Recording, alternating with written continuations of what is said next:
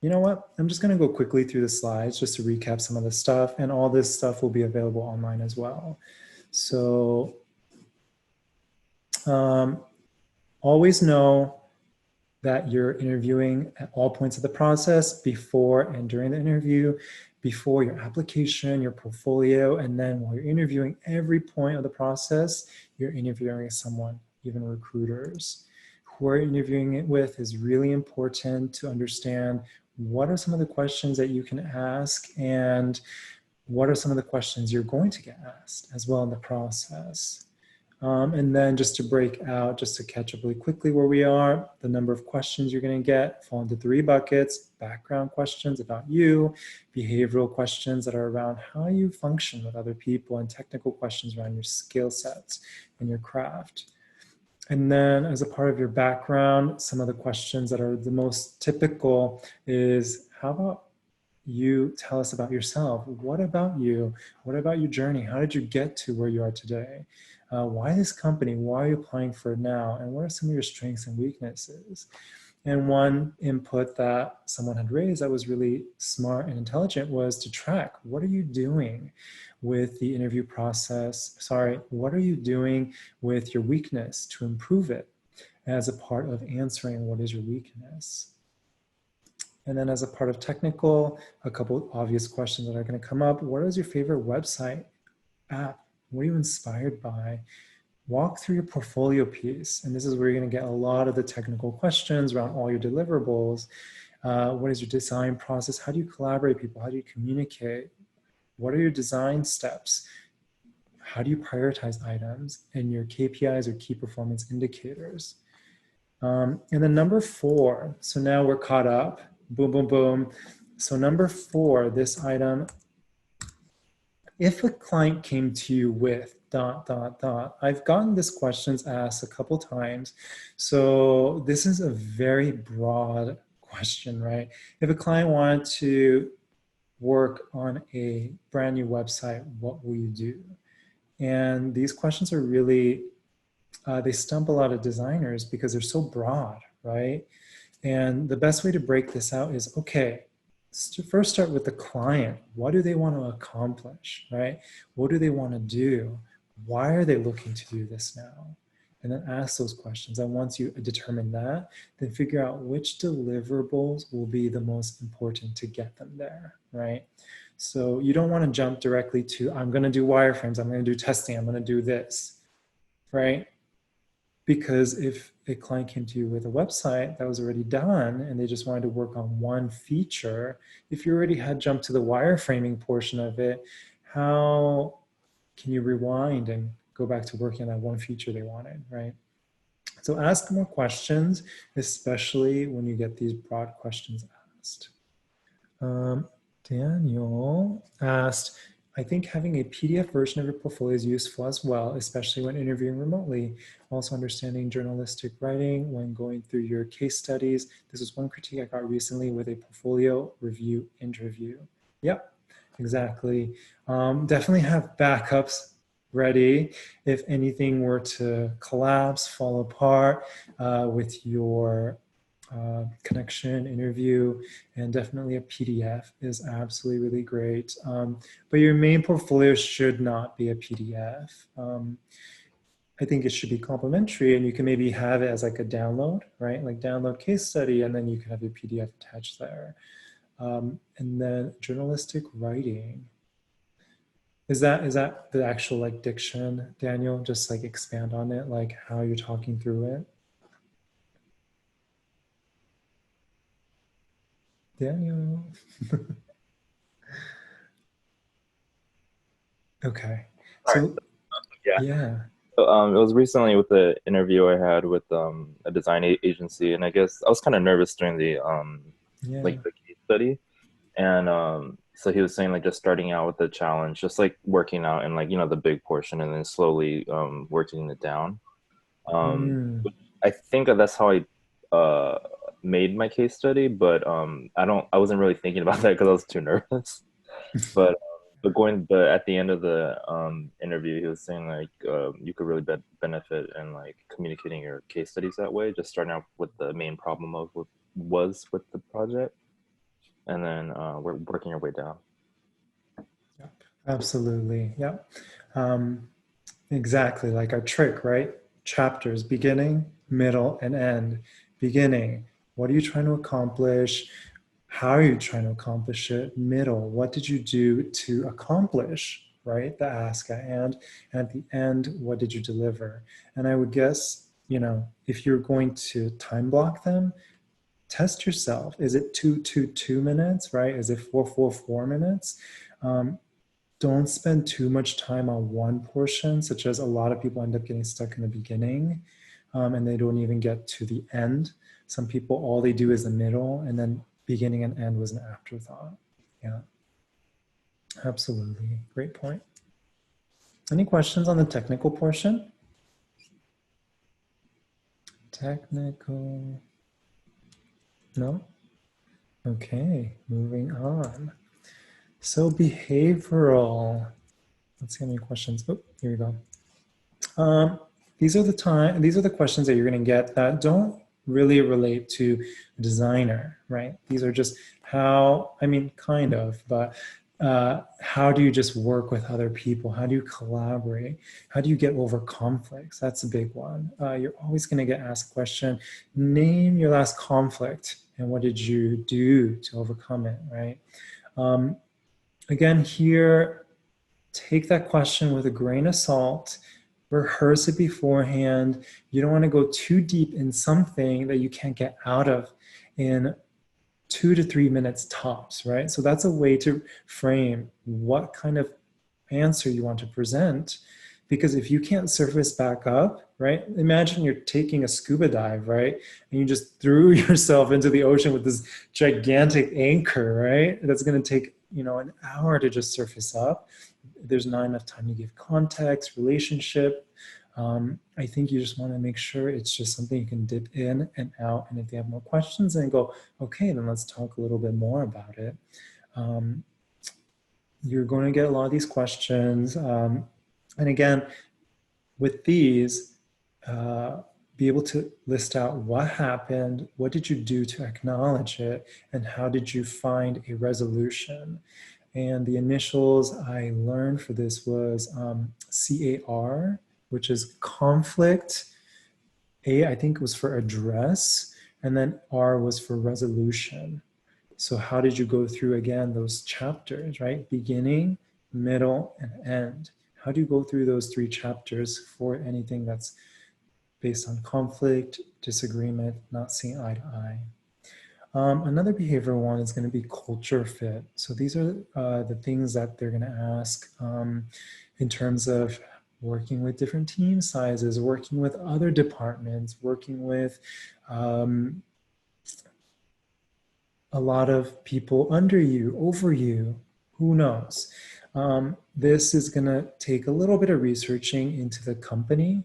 And before you get into interviewing with other designers or their hiring manager, definitely ask the recruiter for some of the optics, right? Before you go into that interview. So feel free to ask them, what is this role? Where does this role sit in? Who does this role report into?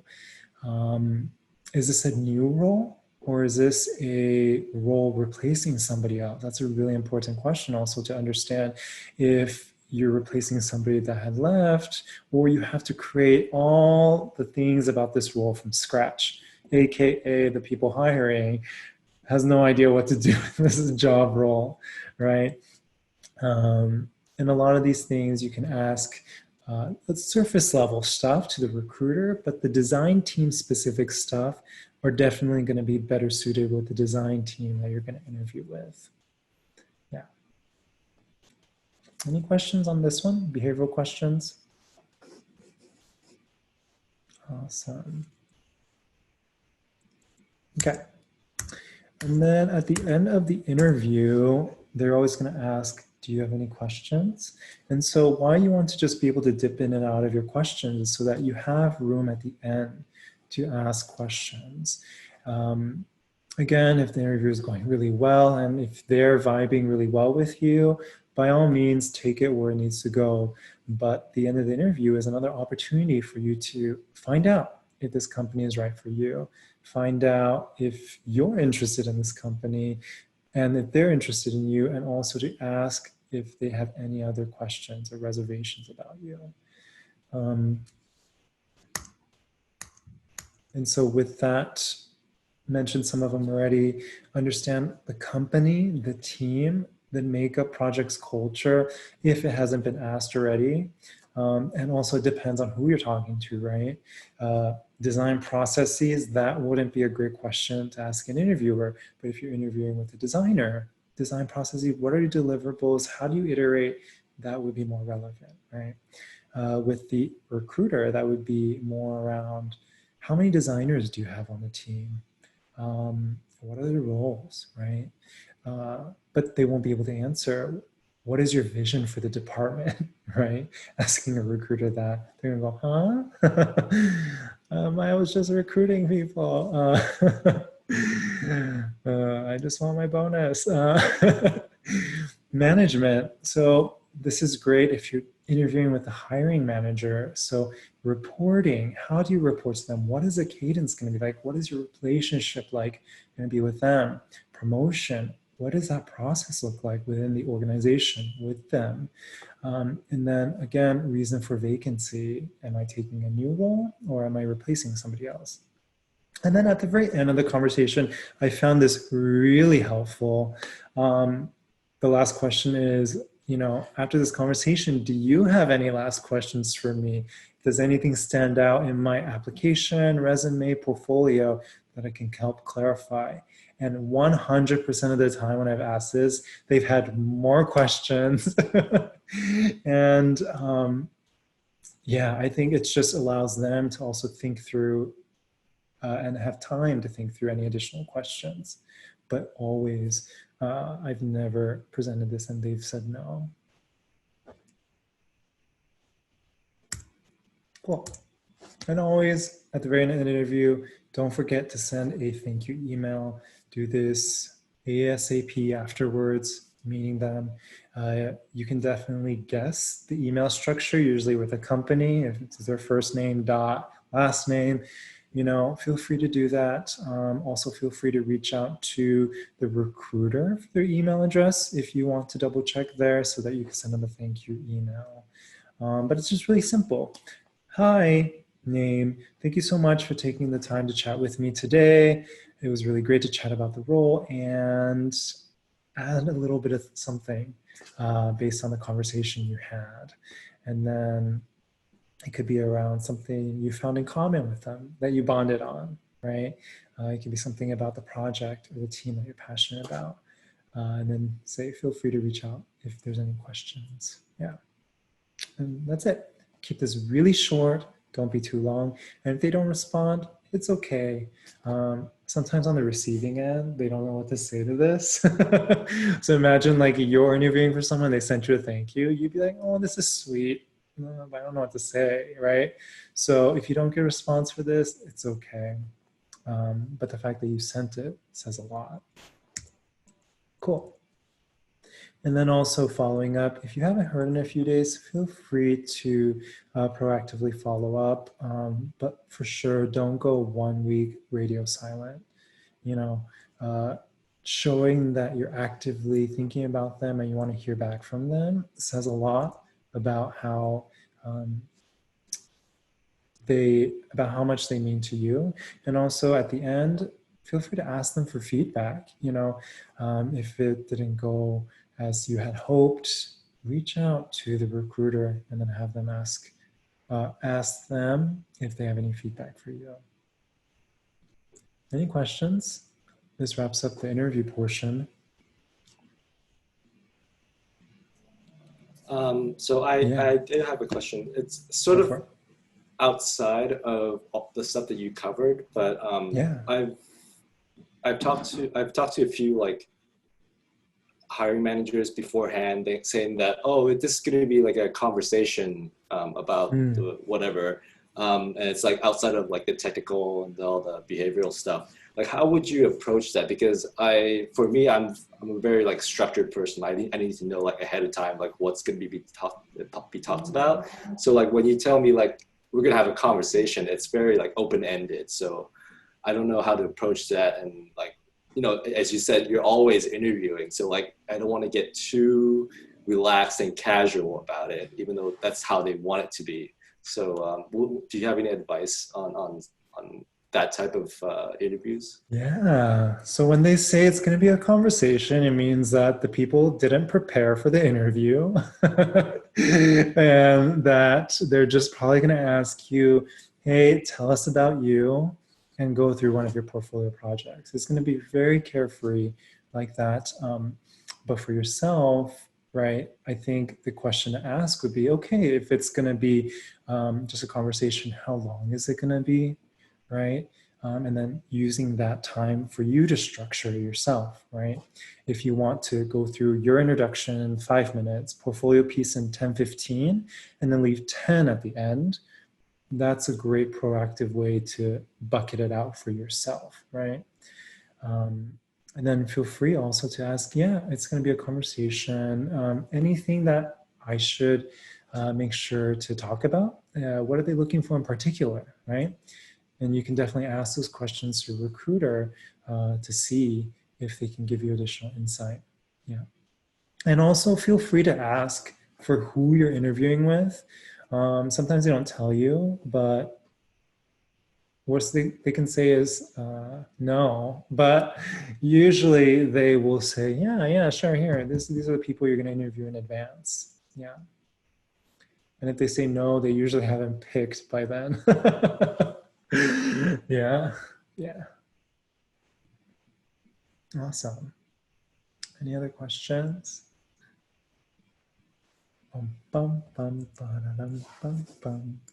Okay. And so put this here, ways to get interviews, a little bit unconventional.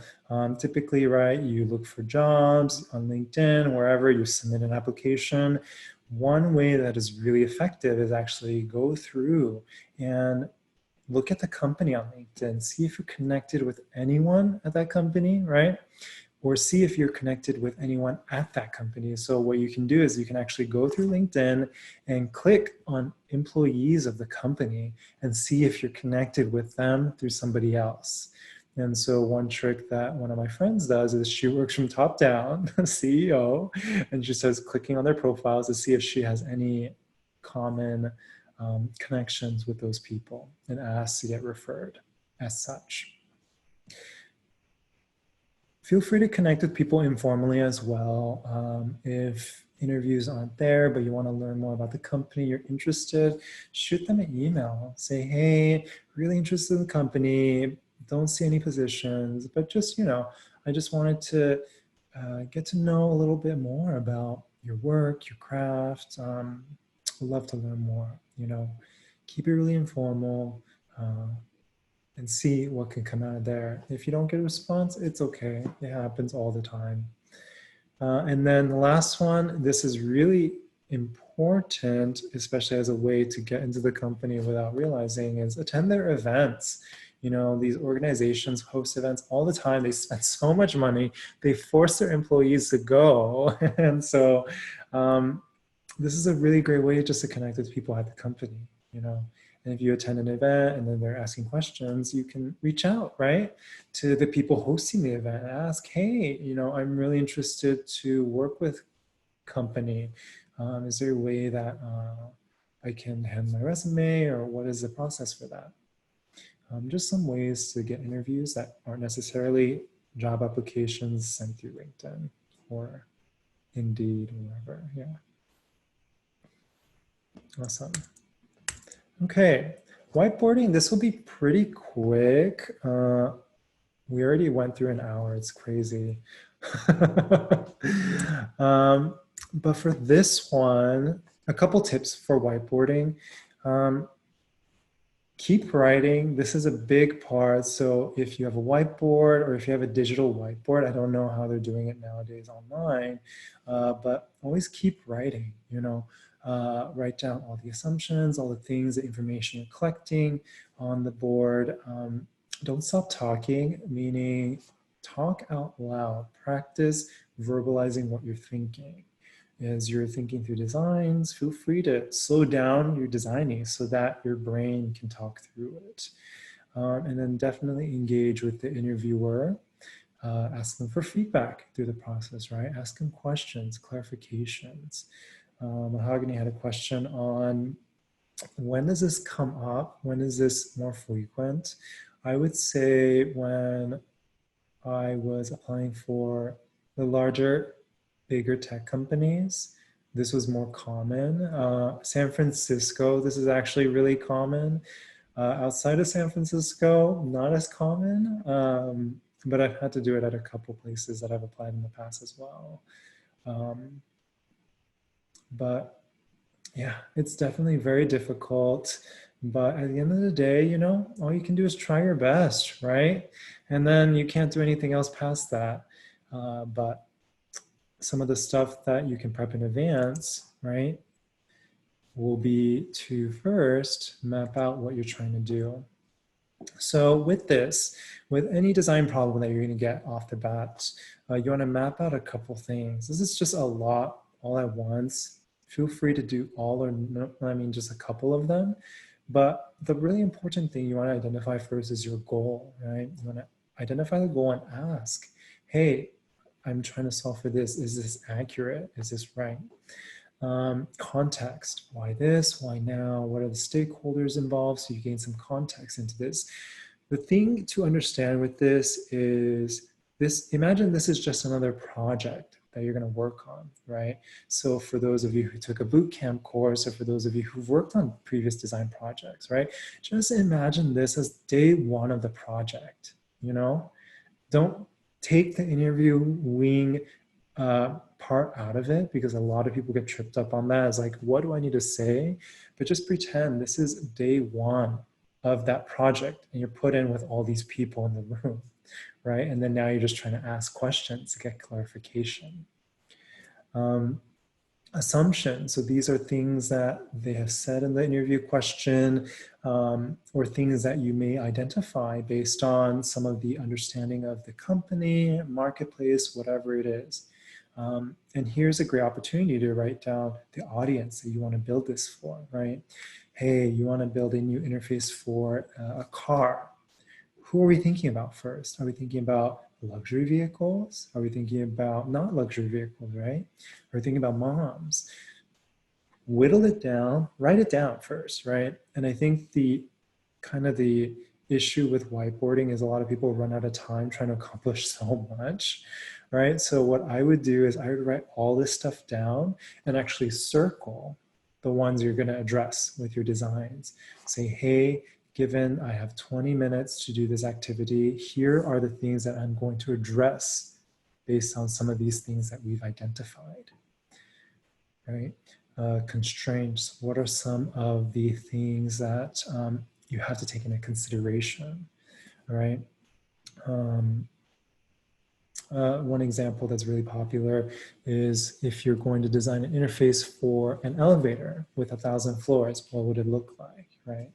One of your constraints could be how many people are going to be using this at once, right? How many buttons can be on the interface based on the size of the elevator, right? And then lastly, journey. Draw an end-to-end user journey starting with the first step to the goal, and then have the steps mapped out. And what you're going to do is you're just going to color it in. You mapped out 3 steps of the user journey. You're just going to draw a design comp on each step. Super easy, but you've already mapped it out beforehand, right? Cool.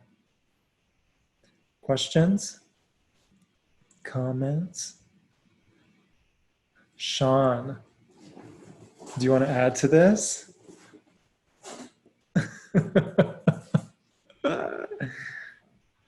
Talking to me? Yeah. Do you want to add to this? What are your tips on Whiteboarding 101? I think you I think you covered it all, but I think that Yeah. I mean, I think that sometimes it's okay to fuck up in whiteboarding. Sometimes, like, you know, the person there is also there to support you, so you can ask questions to them. Like, Yeah. they're not your enemy. Sometimes it's like nice to reframe, like when you're in that situation, to be like, that person's there to actually support me and help me through this problem. And you know, sometimes that will actually be to your benefit because it'll show you're like a really cool person and you're great to work with um, because yeah, your mental process, like I think whiteboarding is showing how you think, right? And if they like how you think, then you're like, oh, Yeah. Yeah. Thanks, Sean. I have a comment. Yeah, go for it. So actually, someone I met from this group, I don't think they're here today, but Yeah. had invited me through LinkedIn to like practice with her and one other person to practice Awesome. whiteboard challenges basically. So I said yes, just because like I don't really know what it's about and I feel like I need experience with it. And I did like, I thought I did so badly. Like they went first and they seemed like they already knew like how to draw, like what they were doing. They were talking through it. And when I got to me, I just felt like I was mostly lost trying to get to like the next part. Like I could start with like the problem and like maybe some users, and they were acting as kind of like the client. So then I would ask them questions and they can answer and kind of just give me like a background on it. And that's how it was working the whole time. But I just got lost and kind of like trying to voice my thoughts was also hard for me. I'm a very like internal Mm-hmm. kind of introverted person. So I mostly keep my thoughts to myself anyway. So it was hard to be like, oh, I should have said that versus just like quietly drawing stuff. So it's difficult. I mean, they were also part of a different boot camp for me though, and they have to apparently practice it like every week and give proof. So I think that's also why they're probably like, they're already in that mindset of like, okay, just do this, this, this, this, whereas I haven't had as much practice. So that's just been my experience with it. Yeah, definitely. Maybe we'll set up sessions for whiteboarding practice. Yeah. Same.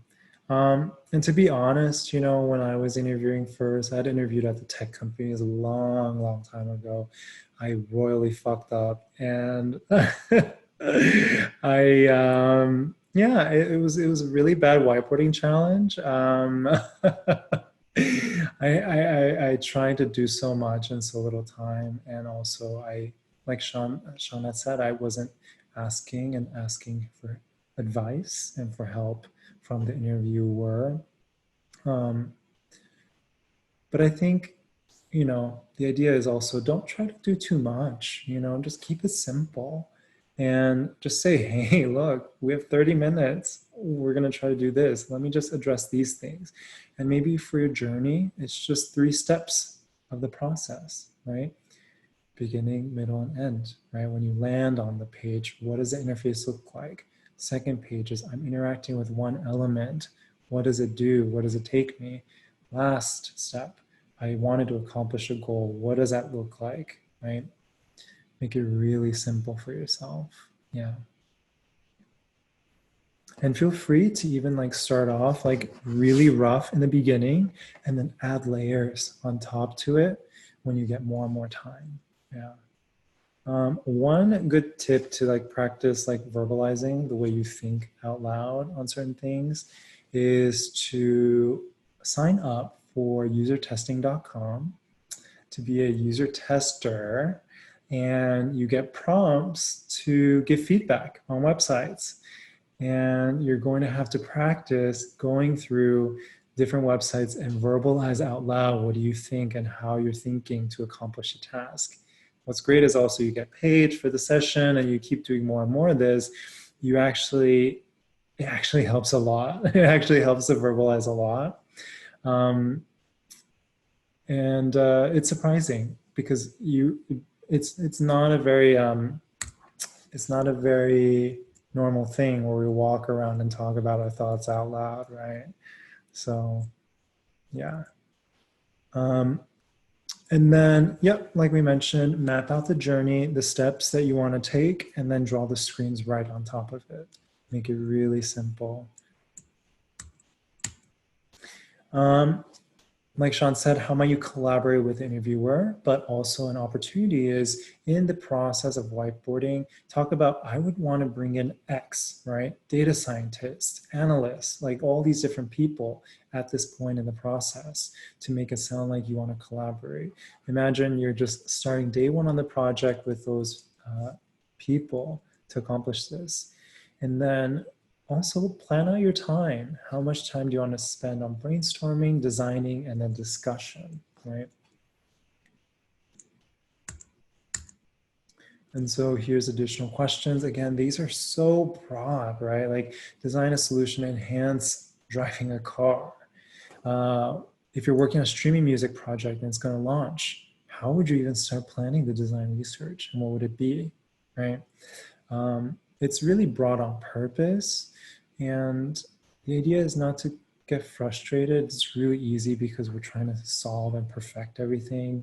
But a tip is also see that in yourself of trying to make everything so good, but also forgive yourself for not being able to do everything. Yeah. And also the interview jitters, everyone gets some, right? Like, oh my God, I'm so nervous. Like, for me, I am a very anxious person and I get very anxious for interviews. A really great tip I learned is when you see it, when you notice anxiety starting to bubble up, tell yourself, this is excitement I feel. I'm actually excited to interview. And these nerves, this is because I want to do so well on it. And reframe that. And when you do that and you come with more love and compassion for the process itself instead of fear, then you show up more happy and joyful in the process too. You're just getting excited, you know? You just can't tell that or you're running away from like a tiger. Feels like the same. And then again here, I'll send out the deck afterwards, but these are additional resources. At the first link, these are 64 interview questions. So to answer some of the questions, what are the specific questions? Take a look at that. It's a lot of questions to go through. Again, you don't have to, answer all of them because you don't want to sound too rehearsed. But at the same time, it's nice to just go over it and ask yourself what would you answer on the spot. Yeah. Awesome. Let me see if I got all the questions. How common? What are they looking for? Yep, got it. Okay. Any other questions on this? Was this helpful? Yes, no, yes, no, maybe so. Yeah, okay, awesome. Awesome. Yeah, any other questions on interviewing, whiteboarding, anything else? Yeah, anything you're curious about? Awesome. Anything, no such thing as a dumb question. Yeah. Yeah, go for it, John. Yeah, I wanted to ask if you or anyone here has had experience with like take-home assignments or like take-home tasks that you may have needed to complete as part of the interview process in the case that the interview process was spanned out through multiple days. Yeah, I have a very strong opinion about that, but anyone else, anyone on the call have take-home assignments, and what are your thoughts on them? Yeah, what are your experiences with them?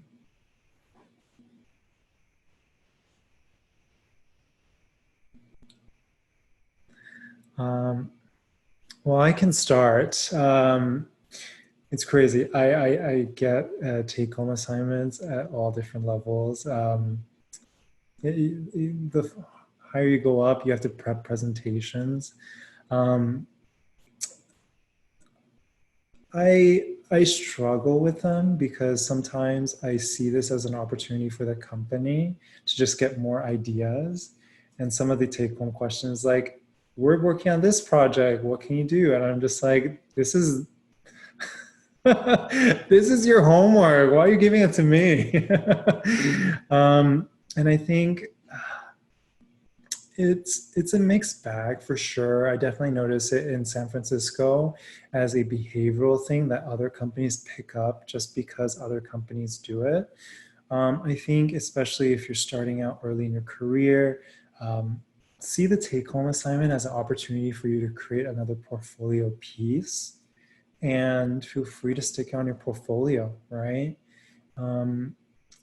Definitely ask a lot of questions because you don't want to spend too much time on it, because the sad part is that hiring managers look at it for 5 minutes, honestly, and that's the sad part. Like, people spend days on it, and then the hiring manager just looks, okay, great, come interview. And so that's the part where I just struggle the most, is being on the receiving end. I see homework assignments done. It's I think it's not necessary personally. Some people have advice like, hey, you know, you could pay my freelance rate and I could do this, but the company's just going to say, no, we don't want to hire you. So definitely, it is what you are comfortable with. And if you are going to do it, definitely, there's no point to do the design assignment if you're going to not do it at all. You're not even going to give your energy to it. You're just going to, you know, half-ass it, right? You might as well have not done the design challenge if that case, because what you put out there, they're going to judge it, right? And you never know if you're going to come back and apply for the job again. But if you're going to do it, make sure you do a good job with it. But at the same time, just know the constraints and ask as many questions as you can of what they're looking for. Yeah. And what helps is actually set up the presentation to walk them through it already, right? And design the design comps through the presentation lens. So what that means is you're not going to design a full-fledged page, right? Maybe you're going to design like a couple steps of the user journey, right? So that I use as a tool of just like designing within like Keynote, not design in Keynote, but you might put in Sketch and then put on Keynote, because you're limited to the screen size of the Keynote, right? And what's helpful is when you finish with this, then in the interview, you can just pull this up and you can just present from it, right? So that's a good trick of not overcomplicating and trying to develop a full-fledged design solution. Yeah. And also feel free to approach it like the same way as a design challenge, the whiteboarding challenge, where you have the identified goals, constraints, the journey, the steps of the journey, right? And then fill in the design screen that's needed for that step. And I think I want to reiterate that that's the most important, is you're not going to have all these 200 states of a button sussed out, right? It feels great to do so because, oh, look, you thought it through as a designer. But if it's not going to be a part of the interview, it's not going to be as important, right? Yeah. Yeah. I struggle with this because a lot of companies use it to feed their projects sometimes. So love, hate on. Yeah. Any other questions? Good question, John. I have a question, Yeah, but it's not sure. related so much to interviewing. Yeah, go for it. It's more about LinkedIn. So I've been working on this project for quite some time now. I think I started it in like July. So it's been a good like 2 months. And we finally like started handing off things to the developers to start actually building the website. Yep. So the other designer that I'm working with recently asked me if it would be okay for him to put it as work experience on his LinkedIn. And I mean, I thought that was an interesting question because I'm not sure, like, technically we're doing it as like a volunteer work, so it's not really paid experience. So I wasn't sure if I should have told them like, maybe you should put it on volunteer experience, or maybe say like, well, this, I've been marketing it as a freelance project on screening calls and interviews. So I was thinking like, maybe it could be another way to say like, it's freelancing, but I mean, I'm not getting paid for it. So I just wanted to see if that was like controversial to possibly put it as work experience, even though it's not like paid work. I think it's work experience, right? I think whatever you spend your time on is work experience, and figure out how you put that in your portfolio, right? Just because it's volunteer, you don't have to put it in the volunteer section. And if you, like, a great tip is you have a LinkedIn entry that's freelance, right? You're a freelance designer, and then you just list out the projects and the description of what you did. Yeah. Okay. Yeah. And if there's like one project that took a long time, like feel free to write like how long that project took in that description too. Yeah. Yeah. And I like agreed to kind of help them out throughout like the time period. It's more like ongoing than like a static project for me. So I feel like especially it should qualify kind of as like a job. So that helps. Yeah. Oh yeah, for sure. For sure is a job. Yeah.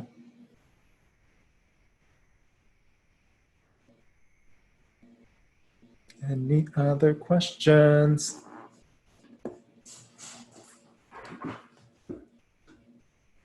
Awesome.